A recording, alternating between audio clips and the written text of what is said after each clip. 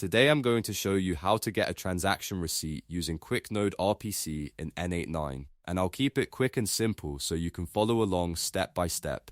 This is a useful workflow if you want to confirm blockchain transaction details, check whether a transaction succeeded, and pull the receipt data directly into your automation.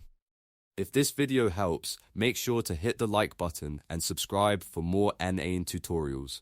Alright, let's get started. First, open the workflow you want inside n8n. This can be an existing workflow you're already working on, or a new workflow if you're setting this up from scratch. Once you're inside the workflow canvas, look over to the Nodes panel. In the Nodes panel, search for QuickNode RPC and select it. This node is what will connect your workflow to the QuickNode blockchain RPC service. After you add the node, open its options and choose Get Transaction Receipt. This is the specific action that will return the receipt for a transaction hash. Now you'll need to configure what you want.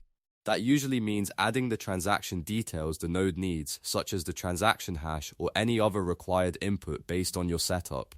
Make sure the values you enter match the transaction you want to query, because the receipt will only return correctly when the correct transaction information is provided. Once your configuration is in place, save the node and run the workflow to test it. If everything is set correctly, n8n will pull the transaction receipt data through QuickNode RPC and return the response in your workflow output.